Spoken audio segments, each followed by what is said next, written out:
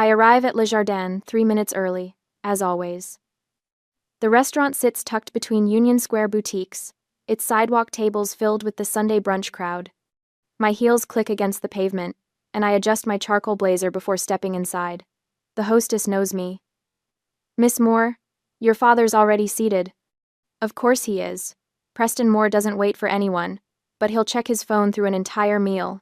I weave through tables of mimosa-sipping couples until I spot him in the corner booth.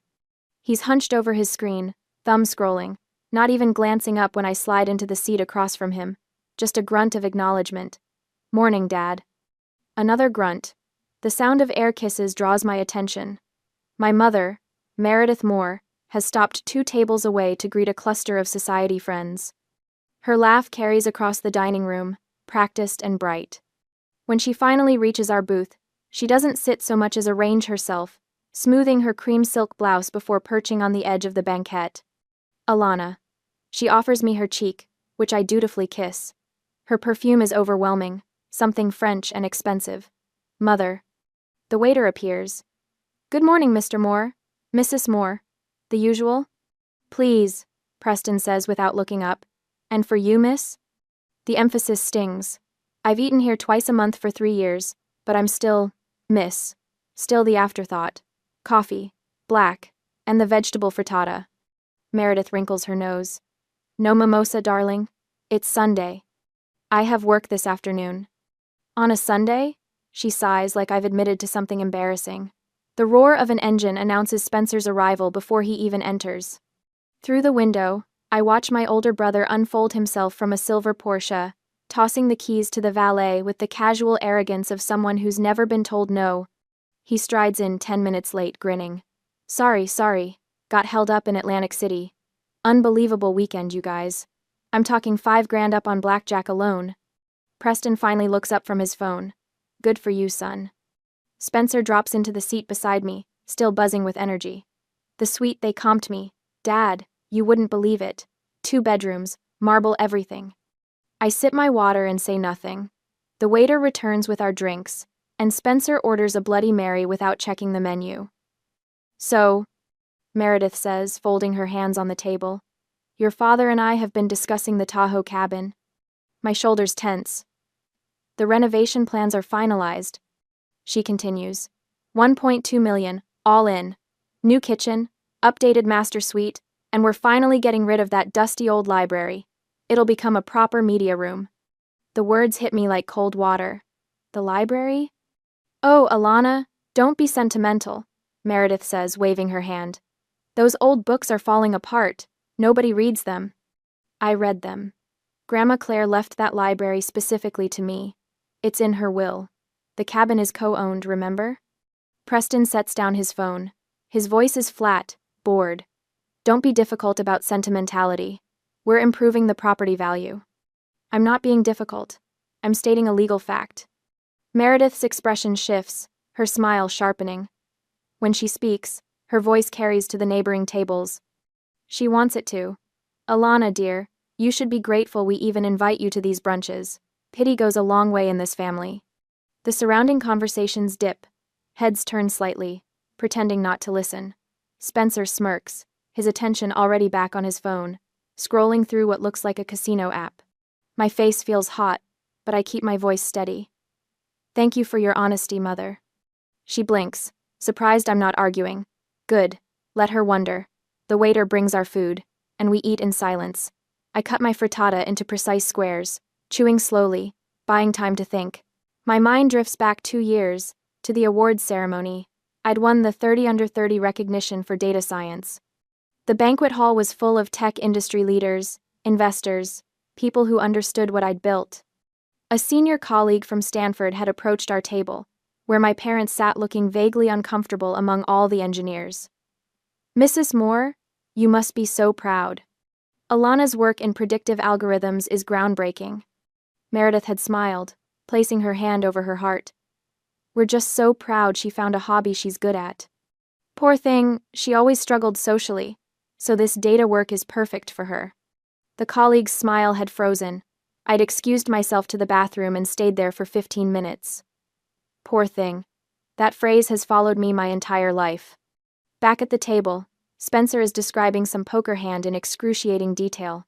Preston nods occasionally. Meredith checks her reflection in a compact mirror. I'm their IT girl. The one who fixes Preston's email password every month. The one who built the entire Preston family office dashboard, integrating investment accounts, property records, tax documents. 8 years of free labor because I thought competence would earn respect. I was wrong. The meal ends. Preston signals for the check, which he signs without looking at. We stand, and Meredith kisses her friends goodbye on the way out. Spencer jogs ahead to photograph his Porsche in better light. I walk to my car alone, the San Francisco fog rolling in from the bay. My hands shake slightly as I unlock the door. For 8 years, I believed if I just worked harder, built better systems, made myself indispensable, they'd finally see me as valuable. But Meredith's words stripped away that delusion. Pity. They invited me out of pity. I sit in the driver's seat, not starting the engine. My pity for them is the only reason they're protected. My skills, freely given, have shielded them from their own incompetence. Preston wouldn't last a week without my dashboard. Spencer's gambling would have bankrupted him if I hadn't flagged those transactions months ago. The fog presses against my windshield. I have master administrator access to everything. Every account, every investment, every password. Preston signed the authorization document 5 years ago without reading it. He just wanted his portfolio updated faster. No more free expertise. I start the car and drive home through the gray afternoon. By tonight, I'll perform my fiduciary duty, protect the assets before I resign. It's Sunday evening, which means I have time. They think I'm the poor thing who needs their pity. They have no idea what's coming. Sunday night, I open my laptop in my Russian Hill apartment. The city lights glitter through the floor-to-ceiling windows, but I'm not looking at the view. My grandmother's mahogany desk, the one piece of furniture I claimed from her estate, holds my MacBook and 3 external monitors. Routine maintenance. That's all this was supposed to be. I pull up the Preston family office dashboard, the system I built from scratch. Investment portfolios, property records, trust accounts, credit card statements. Everything integrated, everything tracked. Dad calls it Alana's magic spreadsheet, when he bothers to mention it at all. The transaction history loads. I'm scanning for the usual patterns when a series of withdrawals catches my eye. Spencer's checking account. $50,000 in March. $42,000 in April. $63,000 in May. My pulse quickens. I filter by merchant category. Atlantic City. Every single one. I open a secondary screen and map the transactions chronologically. The pattern emerges like a rash spreading across skin. 18 months of escalating theft. Not occasional gambling. Systematic looting. I total the amounts. $350,000. My hands hover over the keyboard. This isn't carelessness. This is addiction. And nobody's noticed, because I'm the only one who actually reads these reports. I switch tabs to the Tahoe property records. The renovation permits Meredith mentioned should be filed with the county by now. There. Submitted 2 weeks ago. Permit applicant. Meredith Moore. Project description. Interior remodel including removal of non-load-bearing walls in northeast section. The northeast section. That's the library. I click through to the contractor invoices. $180,000 already paid. Deposit cleared last Wednesday from the family trust account. They didn't just talk about it over brunch. They're already doing it. My screen flickers. A red notification box appears in the corner. High priority security alert. Concurrent user session detected. I check the timestamp. 9:47 p.m. Someone else is logged into the system right now. I pull up the active sessions panel. Spencer's username. He's in the wire transfer module. $50,000. Payee. Borgata Hotel Casino and Spa. The transaction is sitting in the approval queue, waiting for the nightly batch process at 10 o'clock, 13 minutes from now. My chest tightens. If that transfer goes through, it's one more theft I've enabled by building a system so smooth he doesn't even have to think about it. I have a choice. Let it process, or stop it. Pity goes a long way in this family. My fingers move across the keyboard. I trigger the emergency backup protocol, the one I installed 3 years ago when Dad asked for extra security measures. He signed the authorization, never read it.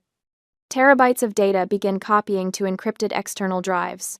Every transaction, every email, Every signed document. 8 years of evidence. 9:52 p.m. Preston signed the Master Administrator Agreement 5 years ago. I remember watching him scrawl his signature, distracted by a phone call, while I explained the Emergency Powers Clause. Yeah, whatever you need, just make it work. What I need. He gave me unilateral authority to freeze accounts during suspected fraud or misuse. Spencer's $50,000 wire transfer is misuse. 9:58 p.m. I open the dual authentication protocol. Every account, every credit card, every investment platform. I activate two-factor authentication and change the master passwords to randomly generated strings 60 characters long. Spencer's transfer fails first. Transaction declined. Authentication required. I remove overdraft protection from all checking accounts. If Spencer's already overdrawn, he'll find out tomorrow morning.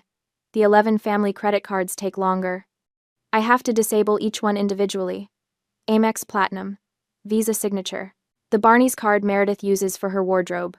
All 11 show red. Status. Inactive markers. The investment accounts are last. I implement a 72-hour hold on all transactions. No trades. No withdrawals. No transfers. 10:04 p.m.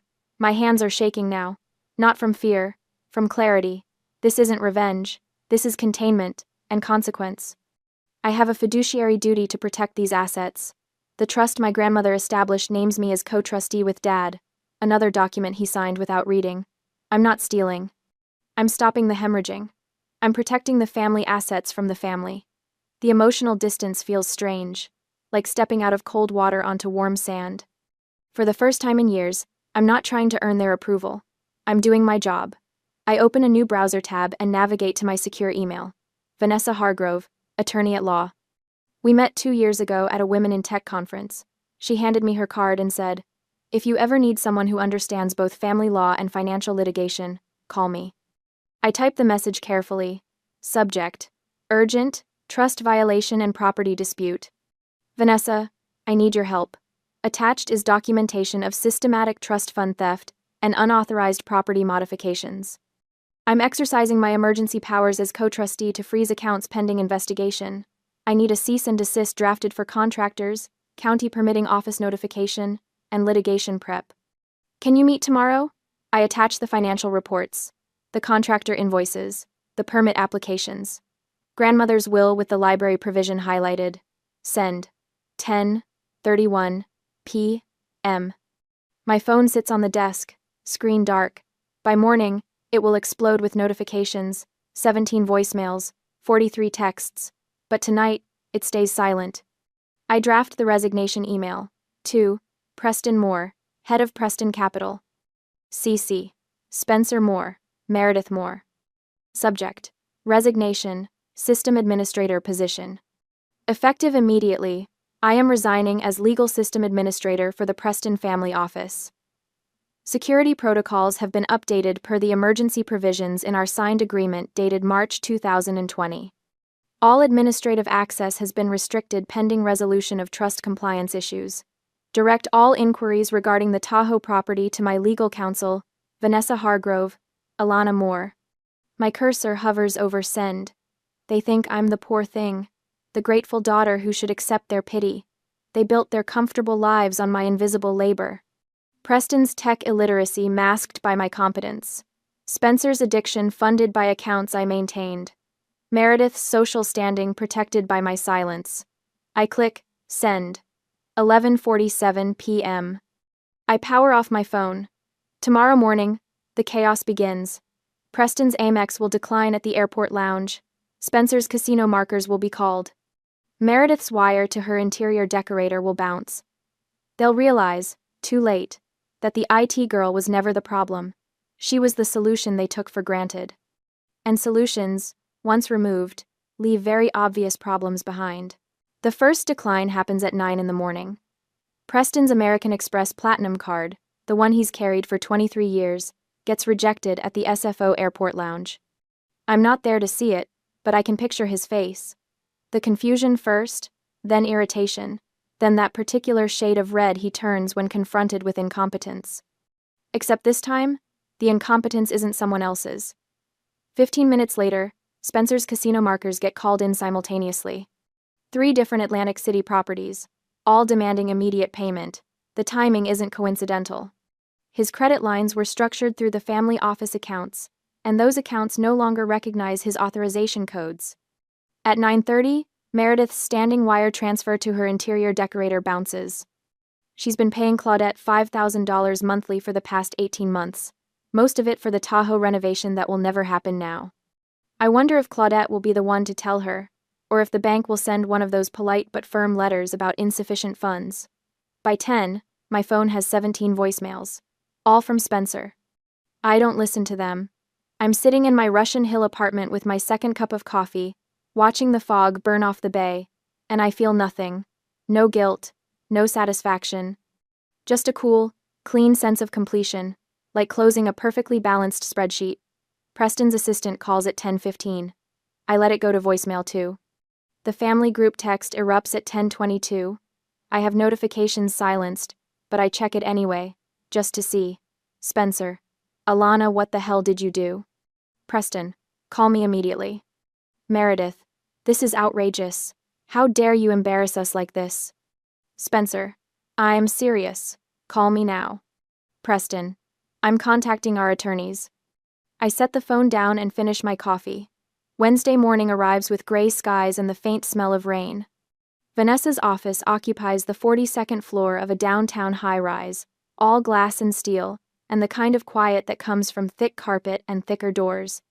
I arrive 10 minutes early, as always, and wait in the conference room she's reserved. Preston comes through the door at exactly 9, flanked by 2 men in suits. I recognize the type immediately. Corporate attorneys, the kind who bill $800 an hour and speak in careful, measured clauses. He doesn't greet me. Just takes the seat directly across the table and folds his hands. Restore access to the accounts. Immediately. Vanessa doesn't look up from her notes. Good morning, Mr. Moore. Thank you for coming. I'm not here for pleasantries. I'm here because my daughter has committed theft and sabotage, and I want it corrected before I'm forced to take legal action. I meet his eyes. I haven't stolen anything. I've protected assets from ongoing theft. That's absurd. Is it? Vanessa slides a folder across the table. We'd like to discuss Spencer's gambling activity. Specifically, $350,000 in unauthorized withdrawals over the past 18 months. One of Preston's attorneys reaches for the folder. His colleague leans in to read over his shoulder. I watch their expressions shift as they process the transaction logs, the casino records, the pattern analysis. I spent 8 years building systems to track. Preston's jaw tightens. Spencer's personal spending is none of your concern. It is when it's theft from family accounts, Vanessa says. And it becomes very much Alana's concern given her role as master administrator with fiduciary responsibility to protect assets. The second attorney clears his throat. May I see the authorization document? Vanessa produces it. 3 pages, Preston's signature bold and careless at the bottom. I remember the day he signed it, 5 years ago, barely glancing at the text. He'd been in a hurry to make a tea time. The attorney reads slowly. His face goes pale. Mr. Moore, this grants unilateral emergency powers to the administrator for asset protection purposes. End quote. What does that mean? Preston's voice has lost its edge. It means she had full legal authority to do exactly what she did. The silence stretches. Outside, a cable car bell clangs in the distance. Rain starts tapping against the windows. This is still theft, Preston says, but the certainty has drained from his tone. I lean forward. I'm proposing an audit. Full forensic accounting of all family office transactions for the past 2 years. We'll examine every withdrawal, every wire transfer, every check. If I've done anything improper, I'll face consequences. But Spencer submits to the same scrutiny. Preston stands. Absolutely not. Then we'll see you in court, Vanessa says pleasantly. I'm sure the discovery process will be enlightening. His attorneys exchange glances. The first one touches Preston's arm. May we have a moment with our client? They step into the hallway. Through the glass wall, I watch them huddled together, voices urgent and low.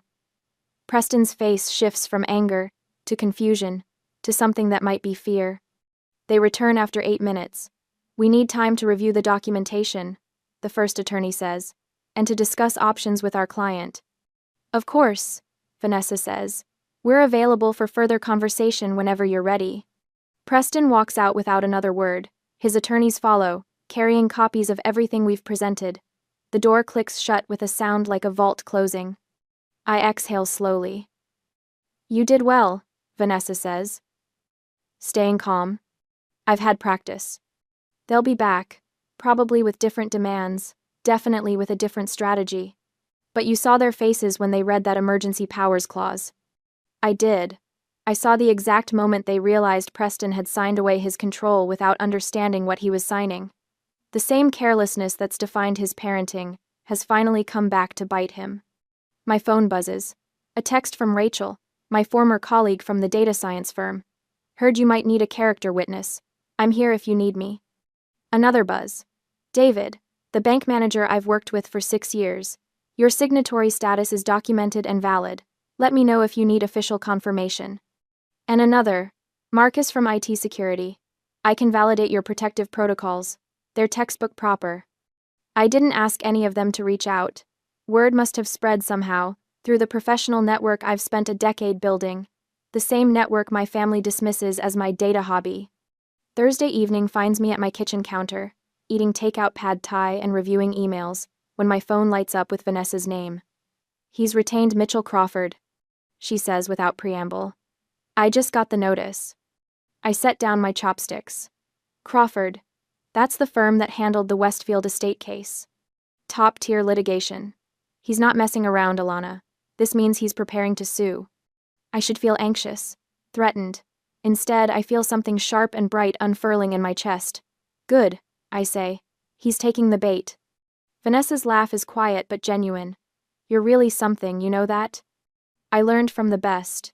He taught me to always have a plan. And what's yours? Discovery. He wants to sue me? Perfect. That means subpoenas, full accounting. Every transaction, every document, every dirty little secret the Preston family office has been hiding. He's so focused on controlling me that he can't see the trap. This could get ugly. It already is ugly. Now we're just making it official. After we hang up, I pour myself a glass of wine and stand at my window. The city lights are starting to glow through the fog.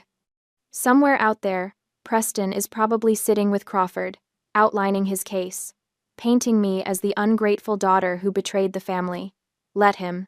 He has no idea how much documentation I have. 8 years of meticulous records, every conversation logged, every authorization saved. I've been building this fortress without even knowing I'd need it. My phone buzzes one more time.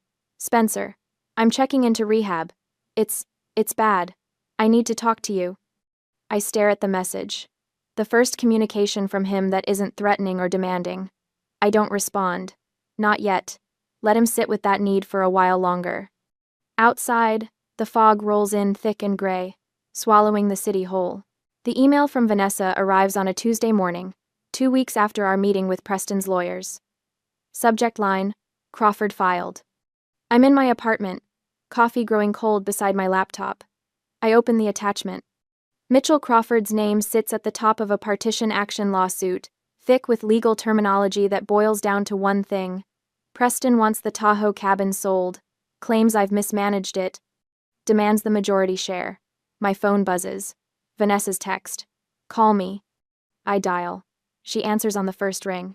He's painting you as the problem, she says. Waste and mismanagement, failure to maintain the property, the usual BS when someone wants to force a sale. I lean back in my chair, staring at the fog rolling past my window. He opened the door. Exactly what I was thinking. Discovery goes both ways. How soon can you file the counter-motion? Give me 48 hours.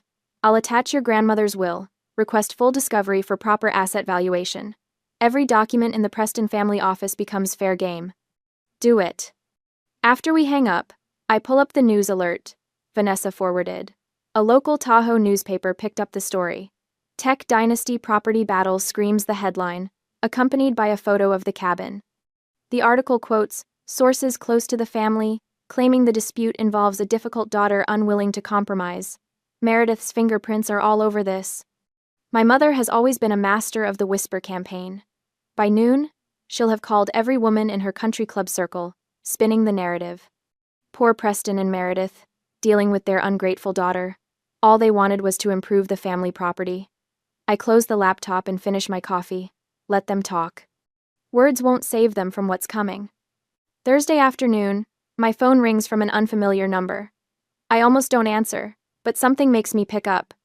Alana? The voice is rough, uncertain. Spencer, where are you calling from? Payphone at the rehab center. They monitor our cells.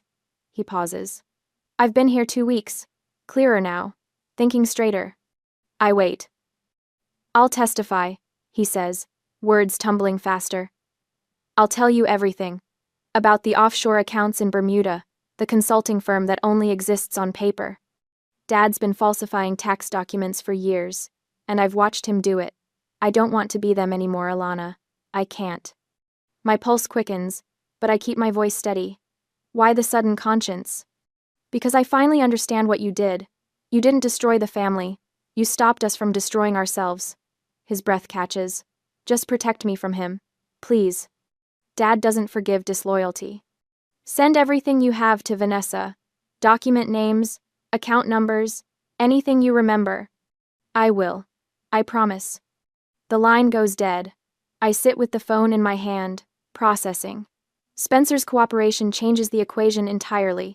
Preston miscalculated, assuming family loyalty would override everything else. He forgot that loyalty requires respect. That evening, my voicemail fills with messages I don't listen to in real time. I wait until after dinner, pouring a glass of wine before pressing play. Meredith's voice pours through the speaker, saccharine and poisonous. Your grandmother would be ashamed of you, Alana. Truly ashamed. You're destroying our family legacy over a room full of dusty books. Is this really worth it? What happened to the daughter I raised? I save the recording, date and time, stamp preserved. Evidence of harassment, if we need it. The next message is more of the same. Then another. 6 in total, each one escalating from disappointment to anger to barely concealed desperation. I don't respond. Strategic silence is its own weapon. Vanessa files the counter motion Friday morning. I read through her work during my lunch break. It's surgical. She welcomes the partition action, requests comprehensive discovery for proper valuation, and attaches Grandmother Claire's will with its explicit designation of the library to me. The subpoenas she's prepared cover every Preston family office record dating back 15 years. The trap isn't subtle. Anyone with legal training will see it immediately. But Preston committed when he filed first, and backing out now would look worse than moving forward. By Monday, the cracks start showing. Preston leaves 3 voicemails, each one tighter than the last. The first asks me to be reasonable. The second threatens consequences for obstruction. The third is silent, except for heavy breathing and a muttered curse before he hangs up. Meredith stops calling me directly and starts texting extended family members. My phone pings with messages from cousins I haven't spoken to in years, all variations of, "What's going on?" and "Can't you work this out?" I respond to none of them. Wednesday afternoon, Vanessa sends me a photo. County inspectors posted a stop work order on the Tahoe cabin. The permit violations have caught up with them. Daily fines are accumulating. The contractors, still unpaid for months, filed preliminary lien notices. The renovation Meredith wanted so badly is hemorrhaging money while sitting frozen. Spencer texts Vanessa directly, "I want out of this family." She forwards it to me with a single word, leverage. I'm reviewing the forensic accountant's preliminary findings when my phone rings. Vanessa, voice tight with controlled excitement. Crawford knows. He figured out what discovery will expose. And? He's scrambling. Called me an hour ago, fishing for settlement terms. Very casual, very, perhaps we can resolve this without extensive litigation. I smile at my reflection in the darkened window. What did you tell him? That my client is perfectly comfortable with the discovery process, that we have nothing to hide and welcome full transparency. How did he respond? Dead silence for 10 seconds. Then he said he'd be in touch. After we hang up, I pull up the evidence files. Spencer's information, combined with my 8 years of documentation, creates a devastating picture. Tax evasion, worth $2.3 million. SEC violations in multiple transactions. A systematic pattern of fraud that Crawford's legal obligation requires him to report if it comes out in discovery. Preston built his empire on competence he didn't have and rules he didn't follow. I was the scaffolding holding it up, and I walked away. Now the whole structure is collapsing. Friday morning, Vanessa calls before I've finished my first coffee. Crawford wants a meeting. Monday. Neutral location. He specifically requested Preston come without Meredith. He's ready to settle. He's terrified. This isn't about the cabin anymore, and he knows it. I look around my apartment, at the life I've built separate from them. Set it up. I'll be there. Alana. Vanessa's voice softens. You've got him. Whatever happens Monday, remember that. I end the call and stand at my window, watching San Francisco wake up below me. Somewhere across the city, Preston is realizing his mistake. He thought he could intimidate me into submission with a lawsuit and social pressure. Instead, he handed me the key to everything. Monday can't come fast enough. On Monday morning, the conference room at Vanessa's law firm feels like a stage. Floor-to-ceiling windows frame the Bay Bridge, and the morning light catches the polished walnut table. I sit with my spine straight, hands folded in my lap, watching Preston and Mitchell Crawford enter. Preston won't look at me. He's aged in these 6 weeks. Gray at his temples, deeper lines around his mouth. Crawford carries a leather briefcase, his suit pressed within an inch of its life. Let's get this settled, Preston says, dropping into a chair. His voice has an edge I haven't heard before.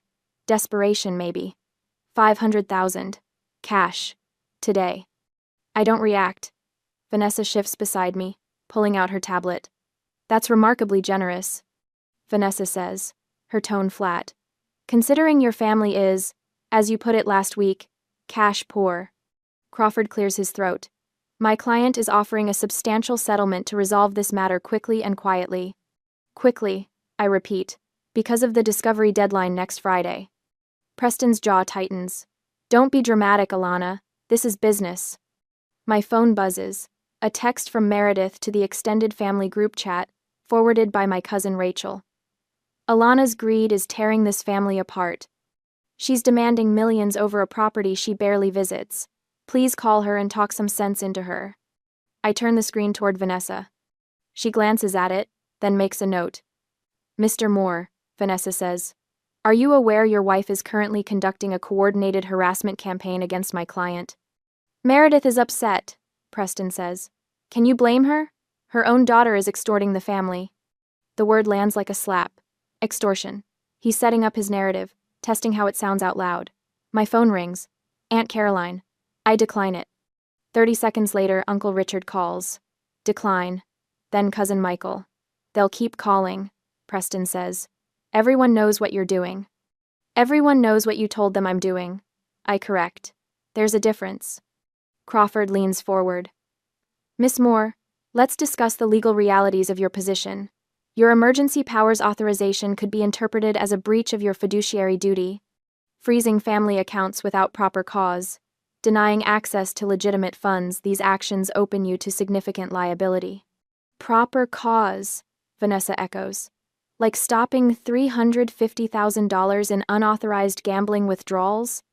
We dispute that characterization, Crawford says smoothly. Spencer Moore had implied authorization to access trust funds for personal use. Implied. Vanessa taps her tablet. Interesting word choice. Preston shifts in his seat. Look, Alana, I know you're angry about the brunch comment. Your mother was out of line, but this has gone too far. Accept the 500,000. We'll restore your system access, you sign a release, and we all move on. Or, I ask, or we proceed with our ethics complaint to the California bar? Crawford says. We'll argue you abused your administrative privileges for personal gain, that you manufactured this crisis to leverage a payout. Vanessa's smile is sharp. Please proceed with that complaint. I'd love to see it. Preston leans back, trying to regain control. You have 48 hours. After that, the offer drops to 250,000. The ultimatum hangs in the air. My phone rings again. This time it's Spencer's number. I stare at it until it stops.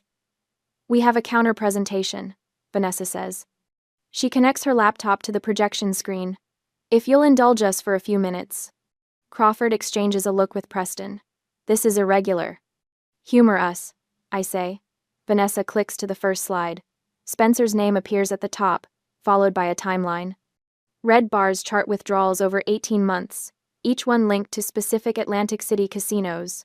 The total at the bottom, $350,000. Slide 1, Vanessa narrates. Spencer Moore's systematic theft from the Preston family trust. Preston's face doesn't change, but his hand grips the armrest. Click. Slide 2 fills the screen. Bank statements, highlighted in yellow. Email timestamps. Preston's signature on quarterly reports I'd prepared, each one noting irregular withdrawal patterns requiring review. Slide 2. Preston Moore's documented knowledge of the theft. 6 months minimum. Possibly longer. This is. Crawford starts. Please hold your objections until the end, Vanessa says pleasantly. Click. Slide 3 shows offshore account records. Bermuda. Falsified tax documents. Consulting fees that never corresponded to actual consulting work. The figure at the bottom makes my stomach drop even though I've seen it before. $2.3 million in undisclosed foreign assets. Slide 3. Tax evasion. We have documentation of deliberate concealment of foreign accounts, falsified business expense deductions, and unreported income. The IRS would be very interested in this material. Preston's face has gone gray. Actually gray, like old newspaper. Crawford is whispering urgently in his ear, but Preston isn't listening. He's staring at the screen. Click. Slide 4 lists SEC violations. Stock trades made on insider information, undisclosed conflicts of interest, misrepresentation of fund performance to investors. Each charge followed by potential prison time. Slide 4. Securities fraud. Multiple violations. We estimate between 5 and 7 years of federal prison time if prosecuted. This is extortion, Crawford says, but his voice has lost its confidence. This is evidence, Vanessa corrects. Which brings us to slide 5. The final slide shows email chains. Meredith's messages to contractors, all dated before the Tahoe property demolition. Just get it done. I'll handle Preston. We don't need permits for interior work. Start demo on the library this week. Below that, an audio file icon. Vanessa clicks it. Preston's voice fills the room, tinny through the speakers but unmistakable. I don't care how you do it, just handle it. The timestamp is from 3 years ago. A conversation about withdrawing funds from Spencer's sub-account to cover his gambling debts. Preston knew. Preston authorized it. Preston covered it up. The silence in the conference room is complete. So, Vanessa says, closing her laptop. Let's revisit your settlement offer. $500,000 and a 48-hour deadline. Does that still seem reasonable to you? Crawford is writing furiously on a legal pad, his pen scratching across the paper. Preston finally looks at me. His eyes are hollow. How long have you been planning this? Since the moment Mother called me a pity case, I say. He closes his eyes. When he opens them, something has broken behind them. Draw up the papers. I'm sorry? Vanessa asks, though we both heard him perfectly. $2 million, full buyout of the Tahoe share, mutual non-disclosure, release of all claims against Elena. And you scrub her admin access after she restores ours. His voice is mechanical. No admission of wrongdoing. Standard settlement language. Crawford touches his arm. Preston, we should discuss. No, Preston stands. We're done. Get it drafted today. I want this finished. He walks out without another word. Crawford gathers his briefcase, his face carefully neutral. I'll have documents to your office by end of business, he says. When they're gone, I let out a breath I didn't know I was holding. The wire transfer will clear before you leave the building, Vanessa says. I'll make sure of it. My phone buzzes. Spencer, texting from rehab. Thank you for saving me. Another buzz. Meredith's voicemail notification. I play it on speaker. This isn't over, Elena. You think you've won, but you've lost your family. I hope it was worth it. I delete it.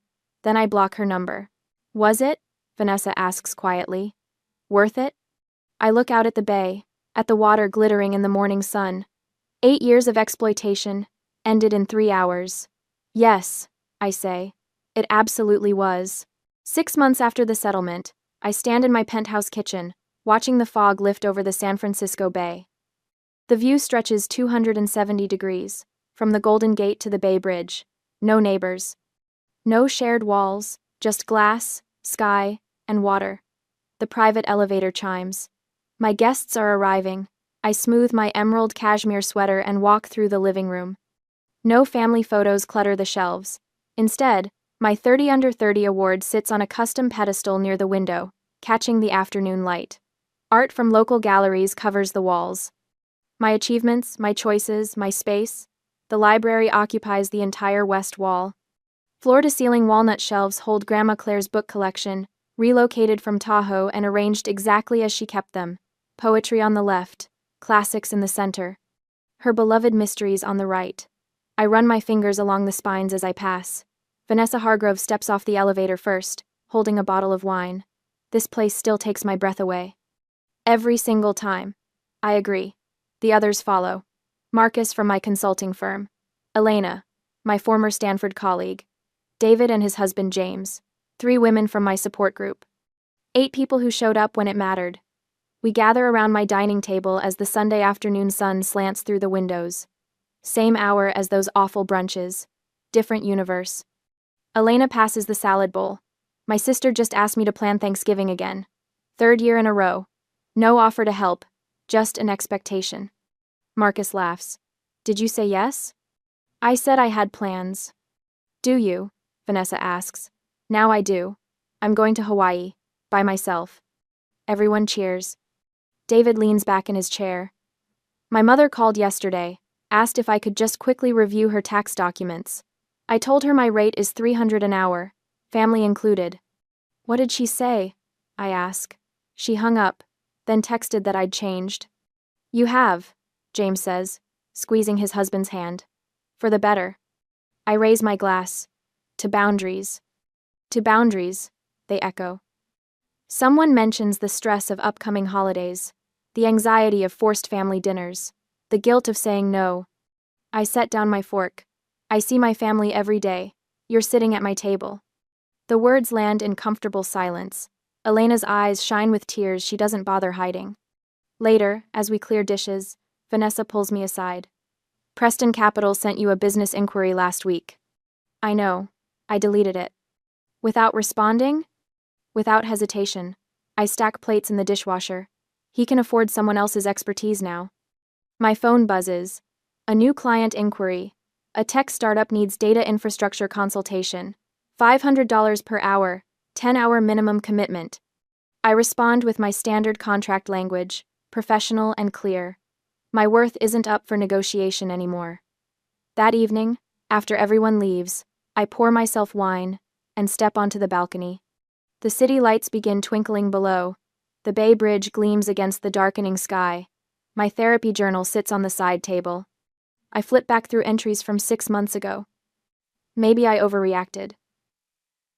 The progression is stark, the self-doubt gradually transforming into clarity.